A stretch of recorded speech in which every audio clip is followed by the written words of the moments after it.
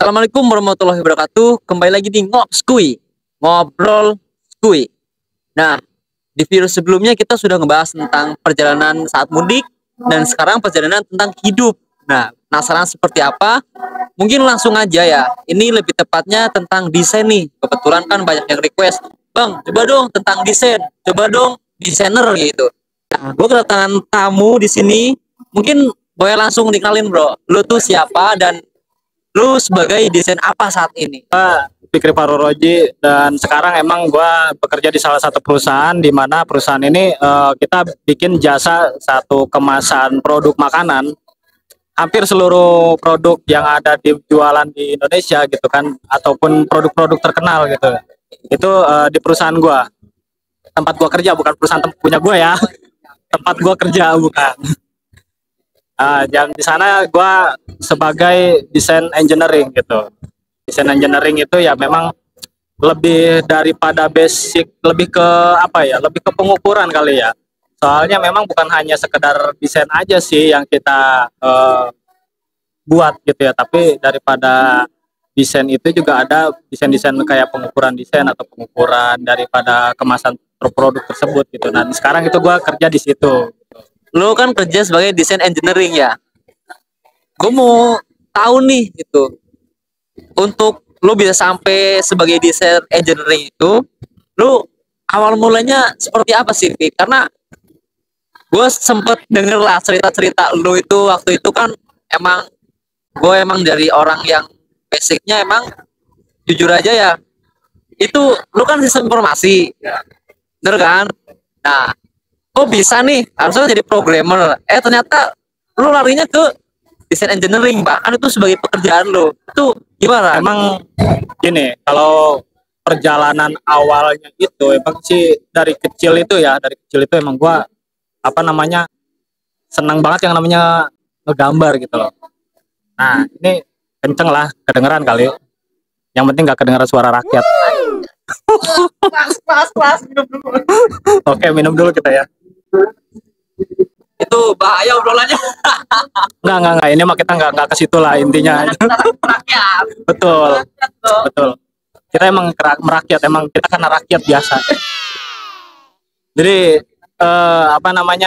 awal mula gua bisa jadi desainer itu ya sebenarnya itu dari kecil itu gue tuh seneng gambar.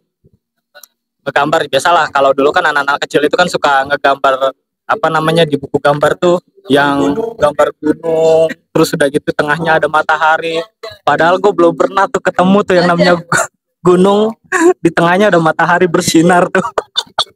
Nah, itu emang ternyata ya kita itu sebenarnya dari ya mungkin kalau gue pribadi gitu ya, gue itu sebenarnya belum menyadari dulu itu bahwasannya keahlian yang gua miliki itu ternyata bakal dampaknya akan membawa ke karir gua juga gitu ke depannya gitu loh ya, walaupun karirnya nggak yang excited banget gitu ya, nggak, emang kan sama lah, gue juga masih ibaratnya masih berjalan banget, masih ibaratnya merangkak lah. Kalau bayi juga kan brojol juga kan ngerangkak dulu gitu kan, nggak langsung tiba-tiba jalan langsung ke warung beli jajan beli permen, enggak dong gitu kan. Nah, emang dari dulu itu pada saat gua sudah menyukai yang namanya ngegambar gitu kan ya, akhirnya gua itu sampai diperkenalin sama saudara waktu lagi SD kelas 6 itu di komputer itu kan ada aplikasi bawaan dari Microsoft itu ya namanya Pen itu kan aplikasi buat kita itu kan ngegambar gitu kan. Memang bedanya di situ mewarnai, ngegambar, bikin apa segala macam di situ. Nah, akhirnya dari situ mulai tertarik lah gua buat membuat sebuah desain 2 dimensi yang memang sebenarnya ibaratnya itu buat basic banget gitu loh, buat teman-teman yang memang udah mengenal pen gitu, terus udah itu dia pengen ngegambar sesuatu gitu kan ya di pen itu untuk yang benar-benar dasar banget gitu ya. Karena dulu itu gue belum tahu yang namanya Corel Draw, Photoshop, apalagi Illustrator gitu, belum ada gitu kan. Dulu gue belum mungkin udah ada, cuman gue belum tahu gitu kan. Nah, setelah gue lanjut ke SMK, ini langsung ke SMK aja ya, karena waktu pas lagi SMP itu kan gue memang masih kenalnya sama pen gitu, masih jadul banget. Sama Kenapa tahu? Nggak, kalau gue tuh orang-orang baik, gue orang baik gue. Saya, iya semoga aja tuh, semoga mantannya nggak ketahuan. Oh my god. Nah, nah, pas SMK itu barulah gue dikenalin yang namanya Photoshop gitu. Nah, di Photoshop itu barulah gue mulai belajar tentang apa namanya ngedit foto, terus udah gitu kita apa namanya ngedit pencahayaan dari foto gitu kan. Dan di situ gue barulah ngulik-ngulik di Photoshop itu. Cuman memang pada saat gue setelah lulus SMK, gue kehalang sama pekerjaan yang lebih sekitar 5 tahun. Gue dari 2015 langsung 5 tahun. Iya, gue nyari jati diri, cuman ibaratnya dulu itu kan gini, gue nyari kerjaan yang sekiranya gue bisa jadi karyawan tetap. Pemikiran gue ke situ. Nah, ternyata pada saat gue sedang bergelut di perusahaan gitu, di budak korporat lah jatuhnya gitu, jadi kayak budak korporat gitu, gue kayak loh kok gini-gini aja gitu. Maksudnya gue kerja kontrak cuman setahun, pindah lagi ke pabrik lain, setahun pindah lagi ke pabrik lain, sampai itu 5 tahun jangka waktunya. Dan di situ akhirnya gue mencoba untuk belajar lagi di Photoshop tersebut, sampai akhirnya gue masuk kuliah. Nah, kan lu kan basicnya kan di tadi gambar, suka gambar. Tapi kenapa lu kerja, lu dapat duit, terus lu ke sistem informasi yang basic itu lu coding gitu. Nah, sampai titik dimana lu nemuin desain itu, gimana kembali ke desain lagi itu? Waktu pas gua masuk kuliah itu, gua kan lihat di situ kan ada jurusan manajemen, ada akuntansi, terus ada sistem informasi akuntansi, ada sistem informasi, sama waktu itu kalau nggak salah udah ada TI kalau nggak salah waktu itu. Cuman waktu itu gue tertujunya sama sistem informasi ini, yang mana gue ekspektasinya itu dulu itu sistem informasi itu bukan belajar tentang coding. Jadi ya gue nggak tahu di situ. Jadi yang gue tahu itu, jadi sistem informasi itu ya kita benar-benar mengenal komputer. Jadi mengenal komputer itu mulai dari kayak bagaimana kita install ulang, terus udah gitu sampai kita di jaringan com network gitu kan ya. Ternyata di situ lebih kepada program tersebut gitu. Memang sih kalau memang dari sistem informasi itu sendiri kan emang dia lebih menjuru kepada software gitu. Nah, alhamdulillahnya pas begitu gue masuk kampus, ada satu organisasi namanya Komit. Apa namanya? Nah, Komit itu Community Information Technology. Pokoknya buat teman-teman yang masuk ke insan pembangunan ya, kampus di tempat gua dulu kuliah, itu namanya kampus insan pembangunan. Nah, itu organisasinya namanya Komit, Community Information Technology, dan di situ ternyata ada yang namanya pelatihan untuk desain. Karena di situ kan ada 3 bidang keahlian yang mereka benar-benar mereka pelajari, baik itu dari program, com network sama desain. Di sinilah mulai gua tertarik sama desain tersebut. Di sini gua mulai tertarik dengan desain. Yang tadinya lu kerja terus nyari jati diri, terus ketemunya di kampus yang lu gelutin itu. Padahal lu taunya kampus itu cuma komputer-komputer doang gitu. Terus dan akhirnya lu nyemplung ke Komit. Nah, gue pengen tahu nih cerita lu dari Komit sampai bener-bener lu tuh bisa nemuin, oh gue desain lagi gitu. Itu gimana? Waktu pas gua masuk ke Komit itu, gua diperkenalkan satu mentor gua, itu namanya dulu Bang Aryan ya. Nah, pas Bang Aryan itu dia memang ngasih tahu bahwasannya kalau memang misalnya kita benar-benar giat dalam belajar desain, kita harus menguasai dulu teknik dasarnya. Nah, dari situlah mulai gua kepikiran, oh iya, selama ini kan gue bisa gambar gitu kan, kenapa enggak gua coba untuk pelajari lagi dan gue coba kembangkan gitu di situ. Ini posisi gue masih kerja loh ya waktu itu ya. Nah, akhirnya pas begitu gue udah ikut pelatihan sekali, 2 kali, 3 kali, kepalang sama kerja lagi bro, selama 1 tahun dari 2019 sampai ke 2020. Akhirnya gue di situ dilema, kayak jadi anjir, gue udah benar-benar semangat kuliah karena gue bukan kuliahnya juga, tapi gue ada organisasi yang ini ternyata basic gue di sini juga gitu loh. Akhirnya pada saat gue setelah hampir 1 tahun gue itu nggak ikut pelatihan, akhirnya gue di situ gue habis kontrak tuh di perusahaan gue yang terakhir, perusahaan Jepang. Nah di situ langsung lah gue coba untuk pengen belajar di desain lagi gitu kan. Cuman gue waktu itu udah nggak ikut organisasi, bukan karena gue keluar ya, karena emang gue dulu itu kan masih belum pede, karena gue kan udah lama gak aktif gitu ya. Tiba-tiba gue aktif lagi, kayak gue kenal sama orang baru lagi gitu loh.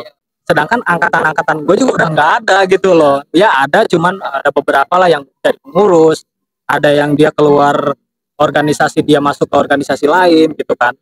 Nah akhirnya gue coba untuk belajar sendiri, dan di situ kebetulan bokap gue punya ide untuk ngebangun sebuah usaha UMKM, itu mie ayam bakso. Nah namanya kita lagi mencoba untuk bikin sebuah desain, disitulah gue kepikiran, cobalah gue bikin spanduknya untuk jualan mie ayam bakso itu. Mulai gue di situ berkreativitas, padahal gue waktu itu sempat berpikiran ya udah gue nanti ke percetakan aja, gue mau bikin satu spanduk buat usaha gue. Tapi di situ gue pikir lagi, lah kan gue orang desain, gue kan bisa gambar, kenapa gue harus ke percetakan? Ya udah akhirnya gue disitulah gue waktu itu udah pas gue masuk ke komite itu, gue udah diperkenalin sama ilustrator ya, sama Bang Aryan itu, dan gue juga udah dikasih tahu sedikit ini cara penggunaan toolsnya apa aja di situ. Nah dari situ barulah gue coba untuk berekspektasi sendiri, gue untuk bikin spanduk sendiri, gue untuk jualan sendiri, gue untuk usaha gue sendiri. Nah akhirnya dari situ nggak lama ada tuh beberapa tukang jualan juga tuh yang dia itu nanya, Mas ini spanduknya lumayan bagus nih desainnya, bikin di mana? Dari situ lah gue kayak yang nggak kepikiran panjang, tapi gue langsung tiba-tiba asal ceplos aja gitu. Oh saya yang bikin Pak desainnya, tapi saya yang nyetaknya di tempat yang lain gitu. Oh emang sampean bisa desain juga? Iya saya bisa desain Pak. Ini gambarnya ente yang bikin? Iya Pak saya yang bikin. Oh boleh dah, saya coba bikin desainnya gitu kan. Akhirnya dari situ gue coba untuk memberanikan diri menerima pesanan pertama gue dari pelanggan gue.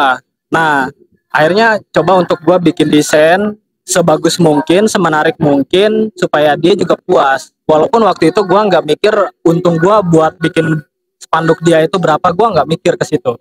Jadi gue cuman ya udahlah gue bikinin aja lah gitu. Ibaratnya loyalitas aja gitu kan, cuman loyalitas. Tapi pas setelah spanduk itu jadi, gue kasih ke yang mesennya, dia seneng bro desain gue. Alhamdulillah kata gue, berarti kan di situ ada sedikit kepuasan dong. Berarti karya gue bisa disenangin sama orang lain. Nah dari situlah mulai gue berpikiran untuk cobalah gue memberanikan diri untuk gue mempromosikan diri gue sendiri, bahwasannya gue bisa menerima jasa desain. Tapi gue waktu itu cuman baru bisa spanduk doang.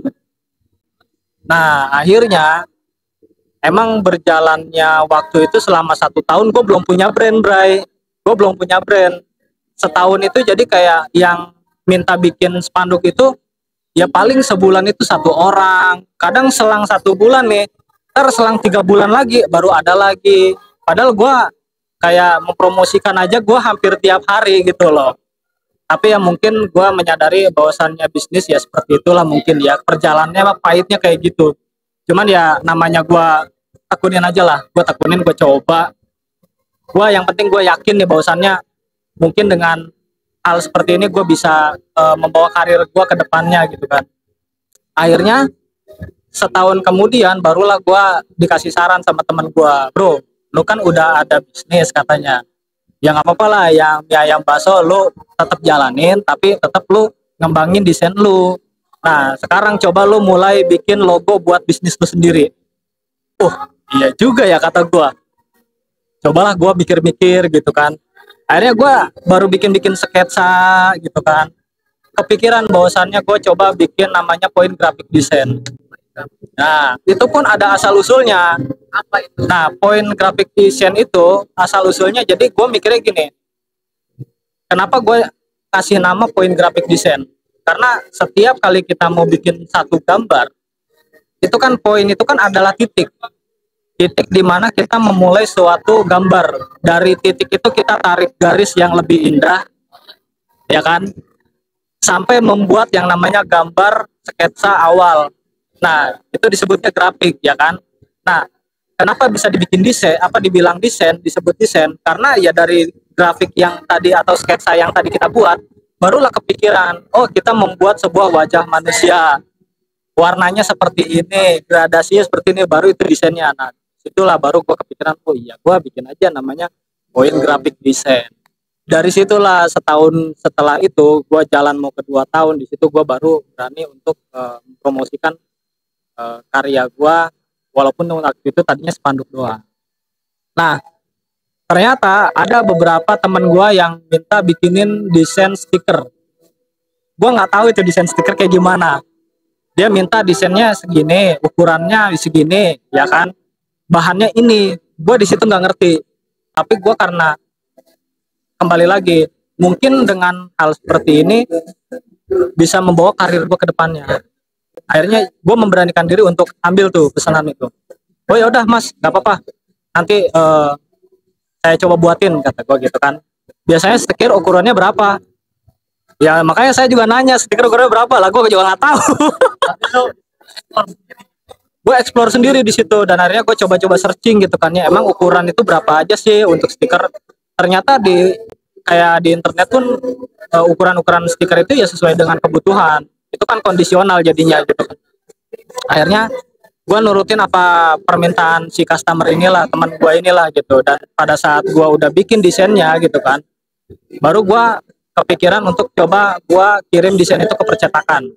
Nah, setelah di percetakan barulah gue di situ bertanya-tanya, mas kalau ukuran desain itu biasanya dia ukurannya berapa aja sih, bahannya apa aja sih, terus untuk pencetakan si stiker itu biasanya kertasnya ukurannya berapa aja sih gitu. Nah dari situlah mulai gue belajar sendiri gitu kan ya, mengenal dan mencari tahu di percetakan itu apa aja gitu kan. Sampai akhirnya itu berjalan 2 tahun. Di jalan 2 tahun pun itu sebenarnya pesanan itu ya naik tapi tidak signifikan. Jadi yang tadinya gue dapat pesanan cuman 1 bulan 1 orang, ini 1 bulan bisa 2 orang, 3 orang. Padahal gue cuman modalnya WA doang. Modal WA doang, gue bikin status gitu. Sampai akhirnya karena gue kan ikut komunitas motor juga, kecium sama teman-teman komunitas. Kri, emang lu bisa bikin stiker juga? Emang lu bisa bikin spanduk juga? Bisa om. Bolehlah main ke Secret. Nah dari situ tuh mulai tuh gua coba bikin satu desain untuk spanduk, bikin stiker, bikin sertifikat untuk acara mereka tuh, di acara ulang tahun komunitas mereka. Dan ternyata alhamdulillahnya desain yang gua buat ya, walaupun memang ada beberapa masukan desain dari dia gitu kan, karena kan dia yang punya acara gitu kan, kita mengikut customer aja gitu kan. Alhamdulillah dia puas akhirnya mereka mempromosikan gua gitu loh ke teman-temannya. Si anak-anak komunitas ini dia mempromosikan poin grafik desain ini. Ini lu kalau misalnya mau bikin spanduk, mau bikin desain apa-apa, ke Om Fikri aja. Dari situlah jalan 3 tahun baru customer gua mulai ya lumayan banyak, tapi nggak banyak-banyak banget gitu kan.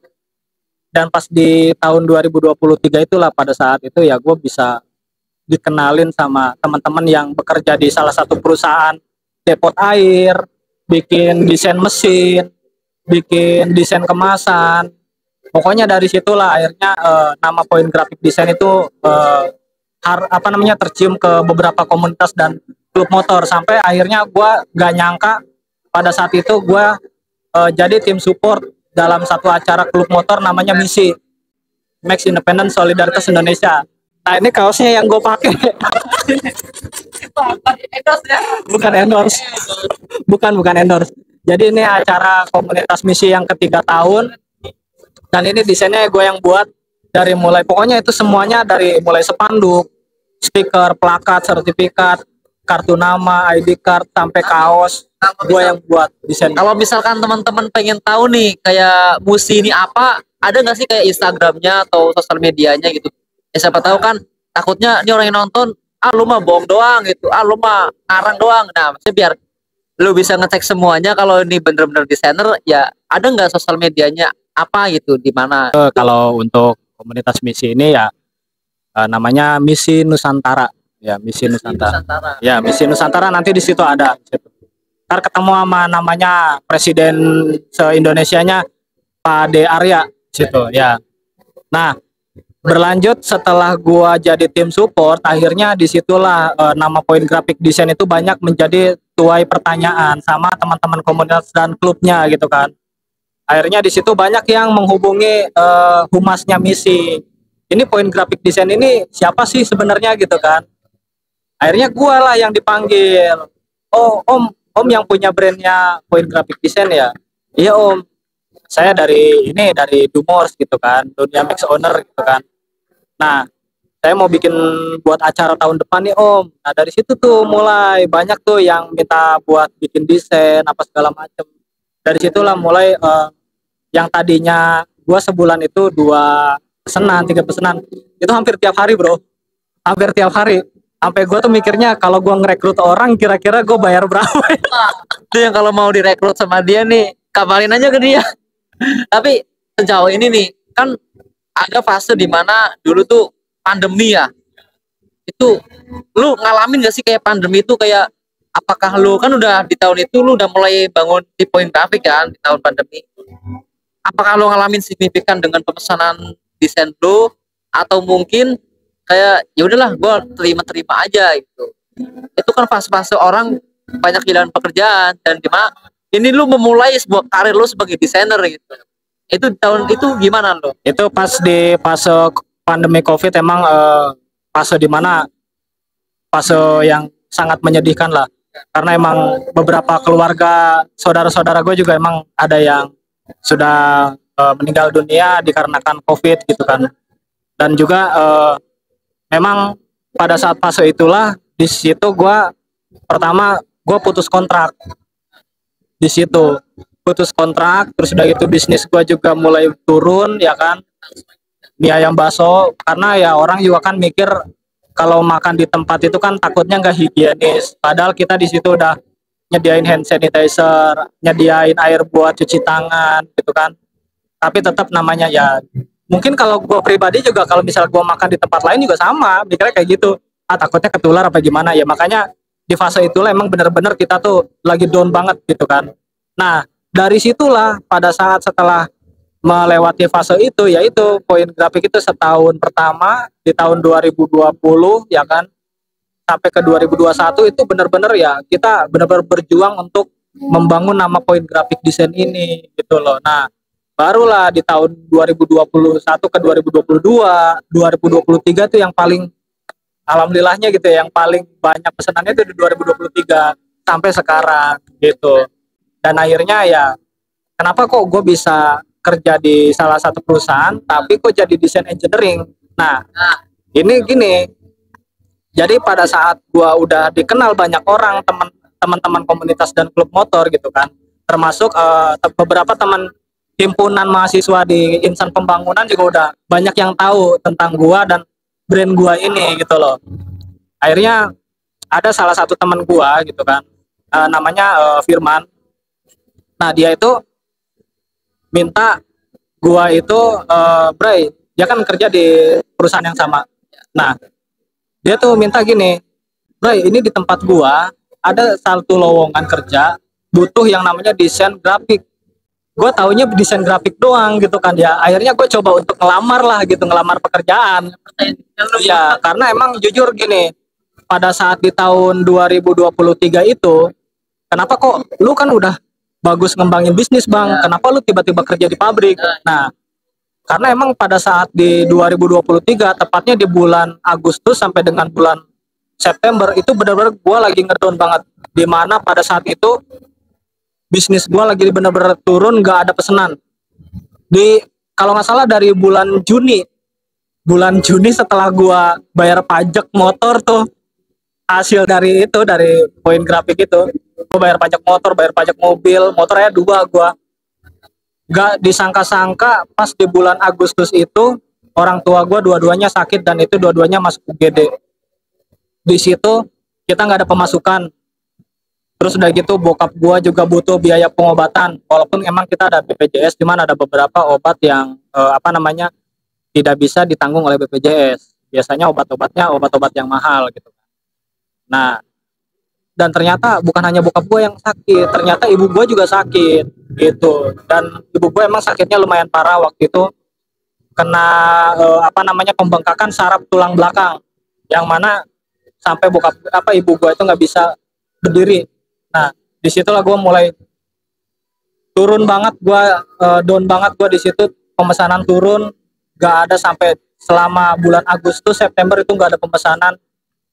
Di situ gue udah sampai gue pasrah sama yang Maha Kuasa. Ya Allah, ini gimana ya, gue mau ngebantu orang tua gue gitu loh, karena emang dua-duanya masuk UGD gitu loh, tapi nggak bareng, tapi selang 1 minggu gitu loh. Bokap gue dirawat 3 hari di UGD, selang bokap gue udah pulang, ibu gue yang sakit, dan ibu gue ternyata masuk UGD juga karena memang sakitnya sudah parah. Dan ketika ibu gue masuk ke rumah sakit, bokap gue juga kumat lagi penyakitnya gitu. Akhirnya ya udah dua-duanya masuk ke UGD, dan gue gitu hanya bisa merenung dan pasrah sama yang Maha Kuasa. Ya Allah, apakah ada jalan terbaik buat gue untuk bisa bantu kedua orang tua gue gitu. Sedangkan pesanan gue waktu itu lagi bener-bener gak ada sama sekali, Pak. Gue cuman megang waktu itu 200.000. Itu sisa duit gue dari biaya pengobatan ibu gue, biaya pengobatan bapak gue. Terus udah gitu habis buat bayar pajak motor, mobil. Karena emang waktu itu kan bokap gua sama ibu gua udah nggak jualan. Karena waktu itu jualan itu cuma setahun doang. Dari tahun 2020 sampai 2021. Udah, karena habis kontrak, kita nggak punya modal, ya udah akhirnya kita mendingan ya mau nggak mau kita harus, ya udahlah, emang udah jalannya seperti ini gitu kan. Ya gue sebagai anak, apalagi gue anak satu-satunya gitu loh, bro. Udah, akhirnya gue benar-benar berjuang buat keluarga gitu kan. Dan di situ ya gue benar-benar minta, gue benar-benar nangis lah gue sama yang Maha Kuasa. Ya Allah, gimana ya gue buat bisa ngebantu kedua orang tua gue. Dan disitulah gak lama selang 1 minggu itu baru teman gue ngabarin, Vic, lagi di mana? Lagi di percetakan. Kebetulan ada nih pesanan waktu itu, pesanan spanduk sama pesanan sertifikat 2 orang gitu kan. Sini Vic, ke tempat kerja, lu coba kirim CV sama lamaran kerja lu. Di tempat kerja gua sekarang lagi ngebutuhin ini desain grafik, katanya gitu. Disitulah gua, Pak, langsung gue seneng banget di situ. Ada orang dalam nih kata. Biasa kekuatan orang dalam mau ordal, biasa ordal. Iya, power of orang dalam memang udah berluar biasa banget. Akhirnya gue di situ ngelamar di salah satu perusahaan tersebut. Dan gue di situ udah ngirim portofolio gue, hasil karya gue, terus udah gitu gue udah ngirim lamaran kerja dan lain sebagainya gitu kan. Gak lama besoknya langsung gue dipanggil ke tempat kerja gue yang sekarang ini. Akhirnya di situ dia butuh salah satu orang yang bisa desain grafik. Untuk aplikasi atau softwarenya yang digunakan emang gak jauh dari Photoshop sama Illustrator, karena emang Illustrator sih menurut gue suatu software yang memang benar-benar mendukung untuk membuat sebuah desain 2 dimensi. Bahkan sekarang udah bisa bikin desain 3 dimensi loh, iya kan? Nah akhirnya di situ ya kebetulan gue emang menguasai juga di situ selama gue berkarya di poin grafik desain itu. Nah itu gue bikinnya pakai Illustrator, Pak, gitu. Nah akhirnya alhamdulillahnya ilmu yang gue pelajari di komit tadi lagi di komit, walaupun gue cuma ikut pelatihan 3 kali karena gue keselang sama kerjaan ya, tapi ya memang walaupun kita ikut organisasi, tetap kita di rumah itu harus mempelajari dan ngulik-ngulik. Kalau memang misalnya kita benar-benar pengen jadi seorang desainer, atau misalnya kita mau jadi seorang programmer atau network, jadi kita bukan hanya cuman ikut pelatihannya aja, Pak, tapi di rumah juga kita harus berani mengulik gitu loh. Akhirnya dari situ barulah mulai dites tuh, gue dites bikin satu kemasan hasil karya gue sendiri dan alhamdulillahnya ya HRD ini seneng lihat kemasan gue.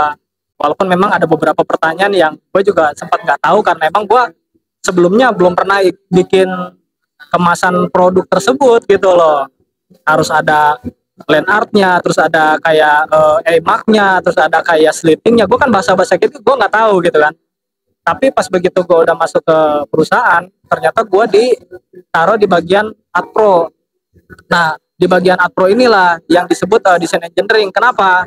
Karena kalau di bagian adpro itu dia lebih bukan hanya sekedar desain visual, tapi desain-desain kayak ukuran daripada tulisan, ketebalan tulisan, ukuran desainnya, ukuran satu tabung atau satu layarnya itu misalnya nih, satu kertas itu misalnya ukurannya A3. Nah, misalkan kita ambil contoh kemasan Nutrijel misalnya. Itu kan Nutrijel kan paling cuma 21 cm gitu kan. Nah, itu kalau misalkan 21 cm dikali berapa sampai sampai menutupi kertas A3 itu.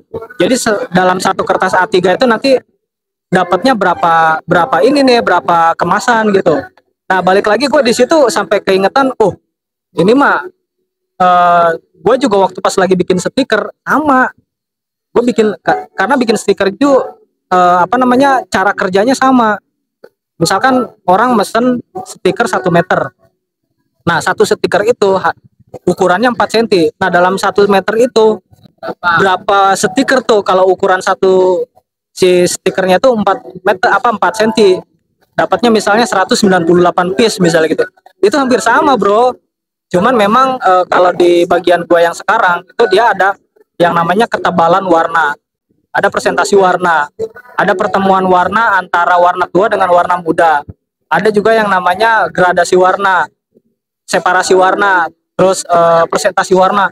Itu makanya disebut desain engineering karena kita lebih kepada pengukuran gitu, pengukuran desain, pengukuran warna, pengukuran tulisan, pokoknya semua diukur lah, pokoknya benar-benar akurat gitu loh.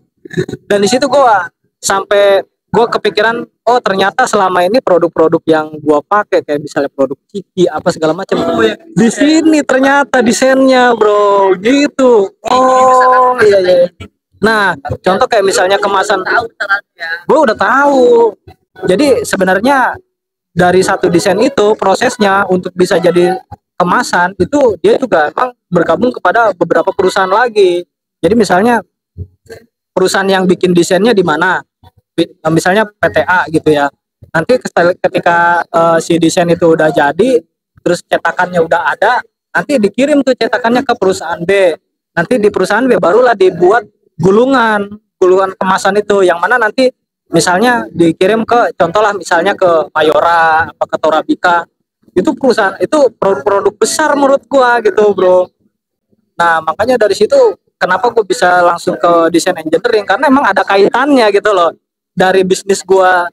Iya, dari bisnis gua sebelumnya itu ada kaitannya, cara kerjanya sama gitu kan ya, cuman memang lebih ke tipografi kalau misalnya di apa namanya, pekerjaan gue yang sekarang gitu. Dan akhirnya sampai sekarang gue kerja di situ. Ini keren banget sih ya Fikri, dari pertamanya ngebangun dari pertama dari organisasi, terus bangun kayak usaha bakso, terus kena pandemi jadi ngedrop, terus mulai naik dari point grafik gitu sampai titik temunya di desain engineering di salah satu perusahaan gitu kan.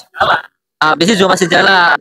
Tapi pertanyaan gue gini, dari awal mulanya lu suka gambar, terus lu hilang arah, terus nemuin arah lagi sebagai desainer gitu, titik terberat apa sih gitu, titik terberat apa lu bisa melewati itu dan hingga sampai jadi desainer gitu. Nah lu gimana untuk mengatasi titik terberat itu, karena kan ya mungkin sebagian besar orang yang nonton ini juga sama lah, pengen ngalamin yang gue pengen jadi desainer tapi kan prosesnya panjang gitu. Nah itu lu melewati itu, mungkin lu ada kayak tips lah gitu, atau mungkin dari lu pribadi aja untuk melewati titik yang dimana wah berat banget nih sampai gue nemuin ya passion gue di sini gitu. Titik Terus terberatnya itu adalah ketika kita udah lama nggak ngedesain, pasti ada yang namanya males. Udah pasti apapun itu Mau lo mau belajar program, lo mau belajar apapun, kalau lo udah nggak lama dipelajari, terus lo harus belajar itu lagi, pasti ada yang namanya titik males. Disitulah, jadi kita mikirnya gini, selama ini lu punya keahlian tapi lu diemin, lu pendem. Kali aja, oke lah, gue waktu itu mikirnya gini, gue benar-benar ngejar karir gue di perusahaan untuk bisa mendapatkan jabatan karyawan tetap awalnya. Karena ya gue mikirnya gini bro, emang ya nggak salah juga ya, namanya rezeki orang kan beda-beda gitu kan. Karena gue mikirnya gini, kalau kita udah jadi karyawan tetap, apapun semuanya bisa kita beli. Kayak misalnya nih, gue udah punya kerjaan tetap nih, gue bisa beli rumah, gue mau nikah, gue mau nyusuin anak, nyusuin istri, gitu kan. Sorry. Terus akhirnya gimana? Jadi gue nggak takut yang namanya kehabisan uang, karena ya udahlah, bulan ini mungkin gue habisnya sekian, bulan depan gue masih gajian dong gitu kan. Tapi kalau yang namanya bisnis itu nggak ketahuan bro. Mungkin bulan ini gue lagi naik nih, tapi nggak tahu juga di bulan depan gitu. Nah makanya gue di situ untuk menghilangkan rasa males gue gitu kan. Gue flashback lagi dari sebelumnya. Kalau gue memang konsisten untuk menjalankan bisnis desain ini gitu kan, untuk mengembangkan keahlian gue di bidang desain ini, ya gue harus coba untuk semangat lagi untuk belajar lagi gitu. Sayang, masalahnya gue kalau dihitung-hitung udah berapa tahun gue belajar pak. Ngembangin bisnis itu nggak gampang pak. Itu pokoknya mood juga udah sampai berubah waktu itu. Cuman karena gini, gue balik lagi, mungkin rezeki gue bukan di perusahaan untuk menjadi sebagai karyawan tetap gitu ya. Mungkin bisa jadi gue juga dengan keahlian gue, mungkin itulah keahlian gue yang bisa membawa karir gue ke depannya gitu loh. Nah ya memang walaupun sekarang gue masih jadi budak korporat juga tapi kan maksudnya gini loh, sedih lah gitu. Tapi memang apapun itu jalanin aja, yang penting kita selagi kita konsisten ya insya Allah apapun itu kedepannya pasti berjalan dengan apa yang kita inginkan gitu. Soalnya ya sekarang ini kalau kita mengandalkan perusahaan, ya kita bekerja lama-lama di perusahaan pun ya ada fasenya, ada masanya, di mana kita ada masa kerjanya gitu. Nanti setelah kita tua juga kita bingung kalau kita nggak punya basic untuk jualan atau kita nggak punya basic bisnis gitu ya. Makanya ayolah kita membangun sebuah bisnis apapun itu dari masa kita muda gitu, karena emang umur kita ini di 20 sampai ke umur 30 itu masih masa produktif bro. Kalau udah di umur 50 lu mau jalan aja mager banget loh. Serius, mager banget, mau ngapa-ngapain mager coba. Tapi kita ekspektasinya pengen sukses gitu, pengen sukses. Tapi kalau udah di umur 40-50 tahun mau sukses, ya mungkin menurut gua gitu ya 50% gitu, bisa iya bisa enggak gitu, tergantung dari orang gitu. Makanya ya kalau memang misal kita udah punya basic bisnis dari muda gitu, dari sekarang, insya Allah kedepannya kita udah nggak kaget lagi mengenai kayak misalnya kita kayak gua tadi itu dalam 1 tahun 2 tahun gua nggak dapet pelanggan gua selama 1 bulan cuma 1. Dan itu tuh kalau misalnya kita bicara masalah untung, nggak bakal ada untung. Coba bayangin sebulan cuma 1 orang yang mesen, untung dari mana? Belum bensinnya, belum kayak misalnya gue ngambil pesanan ke percetakan kan butuh bensin juga pak. Walaupun memang sebenarnya kalau bisa gue bilang gitu ya, jasa desain itu suatu bisnis yang nggak pakai modal. Tahu nggak lo? Tahu nggak lo? Nggak apa-apa. Ini buat teman-teman aja gitu ya. Tapi bener sih kalau desain itu modalnya ya modal keahlian kita, modal keahlian dulu dong, gitu kan. Jadi gitu bro, kalau misalkan lu mau jadi desainer, intinya ya tadi yang dibilang sama dia, konsisten aja gitu. Lu mau belajar desain apa, logo atau apapun itu, pasti nanti ada beberapa peluang-peluang yang bakal lu dapetin ke depannya gitu. Entah di usaha lu atau mungkin di perusahaan lain kayak gitu. Kayak gitu. Nah mungkin itu ya Fik ya, tadi dia konsisten ya. Sama gini Fik, kan orang desainer itu misalkan kayak gue pribadi lah, gue juga kan sekarang digital marketing, pasti punya namanya portofolio yang bisa nunjukin ke perusahaan di portofolio gue, dan lu berhak rekrut gue gitu. Nah cara lu dan cara gue pasti beda-beda nih. cara lu nunjukin portofolio lu itu gimana ke perusahaan? Karena mungkin banyak orang di sini kadang berpikir gue mau jadi desainer tapi gue pengen punya pengalaman dulu di perusahaan gitu. Nah, cara lu nyusun portofolio sama lu ngasih ke perusahaan itu seperti apa? Jadi waktu pas gua masuk ke perusahaan itu ya, gua ngasih portofolio ya, walaupun emang portofolionya juga sebenarnya mah gua jiplak dari temen. Tapi kan nggak semuanya gua jiplak lah gitu kan.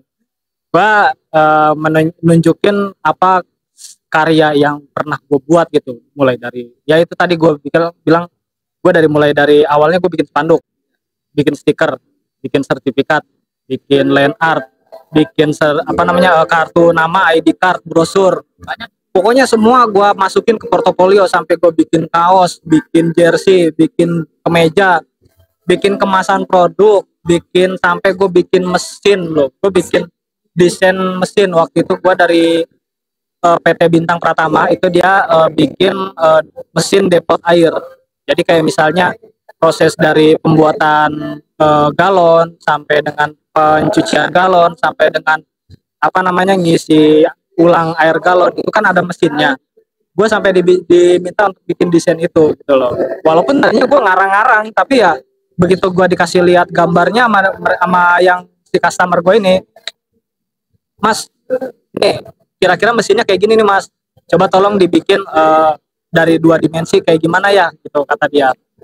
Ya, akhirnya gue coba-coba untuk berani gitu loh, dan akhirnya ya alhamdulillah gitu kan. Dan di situ menjadi modal gue untuk gue taruh di portofolio yang akhirnya nanti pada saat gue masukin portofolio gue ke perusahaan, HRD ini melihat, misal contoh nih, perusahaan yang tempat kerja gue kan dia kan perusahaan kemasan. Ketika dia lihat portofolio, ada satu karya gua yang menjadi menarik perhatian dia. Salah satunya itu waktu itu gua bikin kemasan dari bisnis Auckland, roti tawar itu tuh. Dan ternyata pas setelah gua ngajuin portofolio itu ke HRD itu, ternyata customer Auckland tuh ada di perusahaan itu. Di situ makanya dia sempat benar-benar kayak, Mas saya coba pengen tahu kamu sama apa namanya marketing Auckland ini udah berapa lama menjalin hubungan kerjasama untuk buat desainnya. Ya sebenarnya cuma ada sebulan atau 2 bulan lah. Itu namanya Pak Andi yang jadi marketing PT Aucklandnya gitu ya. Ya mas sebenarnya itu bisnis kayak home industry, cuman dia udah bentuknya udah PT gitu. Dan dia bikin kemasan itu dia kerjasama sama di tempat kerja gue yang sekarang gitu. Nah akhirnya baru dari situ si HRD ini kayak tertarik banget, loh kok customer gue bisa pernah bikin desain di lu gitu loh maksudnya. Iya berkesinambungan, dan akhirnya ternyata ketemu juga pabrik pembuatan kemasannya tersebut. Oh di sini ternyata. Akhirnya ya udah si HRD itu bilang, coba saya pengen penasaran sama kamu bikin satu kemasan produk, terserah kamu mau bikin kemasan makanan kayak contoh ciki atau misalnya roti atau misalnya kayak produk-produk yang lain, tapi tidak membawa produk yang udah ada. Pokoknya kamu bikin produk hasil karya kamu sendiri. Akhirnya gue bikinlah satu produk tersebut gitu, dan akhirnya pas begitu gue dikasih waktu 3 jam untuk membuat sebuah desain, emang pada saat gue dites untuk membuat sebuah desain itu dia ngasih aturannya gitu, aturan mainnya, pokoknya nanti ada ininya gitu ya. Itu gue diperkenalkan, dan akhirnya pas begitu gue kasih lihat, oh iya berarti ya nggak bohong dong, yang ada di portofolio bukan gambar orang tapi emang karya gue sendiri gitu loh. Dan disitulah mulai HRD itu tertarik, dan akhirnya ya udah besok kapan nih mau bisa mulai kerja. Ya saya pengennya besok Pak. Kebetulan emang itu di akhir bulan ya kan, jadi dia mungkin karena udah tutup buku ya, jadi ya dia minta gue untuk di awal bulannya saja, waktu itu di bulan September 2023 gitu ya. Jadi kalau dihitung sekarang ya belum ada setahun lah gue kerja. Ya gitu.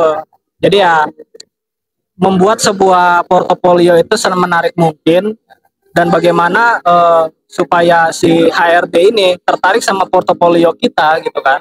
Itu harus ada beberapa karya yang memang kita udah pernah buat dan itu menjadi menarik perhatian si HRD tersebut. Contoh ya kayak gue tadi, gue pernah bikin satu kemasan produk yang ternyata si produk tersebut emang jadi customernya dia gitu loh. Kan itu nggak disangka-sangka ya, ternyata ya gua ibaratnya kayak kita nih jalan ke sana ke sini, ternyata ya sebenarnya jalannya ke situ-situ juga. Ujung-ujungnya ke situ juga. Mungkin ini kan udah banyak obrolan kita nih, keren banget sih Fikri ini gitu kan. Mungkin terakhir Pik gitu, harapan lu gitu kan terhadap terutama orang tua lu lah ya kan. Gue sih doain semoga orang tua lu, orang tua ya kita semua lah yang nonton itu sehat terus, termasuk kita juga gitu. Nah, harapan lu terhadap kedua orang tua lu itu seperti apa, dan untuk harapan lu ke depan aja gitu. Jadi harapan orang tua ke orang tua lu dan harapan untuk lu pribadi itu, sama mungkin ada beberapa masukan lah dari podcast ini ke teman-teman yang mau memulai di bidang desainer. Harapan kedepannya memang pastinya gue pengen punya satu bisnis yang bakal berkepanjangan. Mungkin bisnis itu bisa nantinya bakal turun temurun ke anak-anak gue gitu loh ya. Kalau gue sih pengennya emang pengen sih buka beberapa bisnis, kayak contoh kayak percetakan, karena emang gue juga bermain di percetakan ya lumayan ada lah ya. Itu dia tadi ya udah 4 tahun ya, berarti hitungannya kan udah 4 tahun ya. Iya, poin grafik desain itu. Dan emang harapan gue pengen sih punya satu bisnis yang bisa menjadi apa namanya bisnis gue turun temurun gitu loh. Yang pertama. Terus yang kedua, harapannya untuk orang tua ya, walaupun memang mungkin orang tua udah seneng gitu ya dengan pekerja keras gua gitu, dari yang tadi gua bisnis untuk menafkahi kedua orang tua gua, sampai akhirnya gua kerja gitu kan, sampai gua bisa ngejalanin bisnis gua ya. Tapi ada satu pencapaian ya, gua juga pengen naikin haji orang tua. Amin, amin. Mudah-mudahan dia bukan hanya gua, tapi mudah-mudahan buat teman-teman juga ya bisa lah gitu ya. Terus udah gitu sebenarnya untuk apa namanya berkarya itu bukan hanya di bidang desain aja ya. Walaupun apapun, bisnis apapun, kalau kitanya konsisten, yang penting kita konsisten untuk menjalani bisnis tersebut. Insya Allah kedepannya akan berjalan sesuai dengan apa yang kita inginkan. Dan jangan lupa sholat, sedekah, itu yang lebih penting. Lu mau sekerja keras apapun, lu mau jungkir balik kayak gimana, tapi kalau lu nggak sholat, kalau lu nggak sedekah, nggak bakalan lancar bisnis lu. Kalau non muslim gimana ya? Kalau non muslim kan beda lagi. Ini kan keyakinan kita sebagai orang Islam. Tapi kalau yang non muslim ya tetap harus konsisten. Tetap harus konsisten. Siapapun, mau agama apapun, pokoknya kita semua sama. Tergantung keyakinan kita masing-masing. Karena ya jujur, walaupun non Islam juga gitu ya, justru yang gua lihat teman-teman gua gitu ya, mereka lebih banyak ini loh, berkontribusi dan juga lebih banyak sedekahnya loh gitu ketimbang gua pribadi. Kalau gua kayak ya elah, tahu sendiri lah lu juga kayak gimana gitu kan ya, sedekahnya gitu kan, gak usah diomongin lah gitu. Tapi kalau non muslim gue yakin sama, mereka juga sama seperti itu kita. Makanya gue bilang kita semua sama. Yang penting intinya kita konsisten untuk menjalani sebuah bisnis apapun, terutama di bidang desain. Desain pun kalau misalnya kita memang mau jadi seorang desainer, kita juga harus kudu konsisten dan kita benar-benar giat dalam belajar gitu ya. Ya walaupun gue juga sebenarnya masih ada lah yang lebih hebat dibanding gue gitu kan. Di atas gue tuh banyak, ini sebenarnya ini hebat nih desainnya. Biasa aja.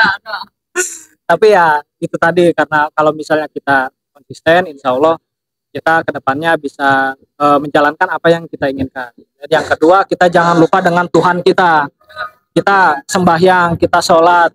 Karena ya kalau misalnya kita mau minta apapun, tapi kalau kita nggak menuruti panggilan Tuhan kita, lu mau gua kasih duit tapi lu nya nggak mau nyamperin gimana? Nah itu kan.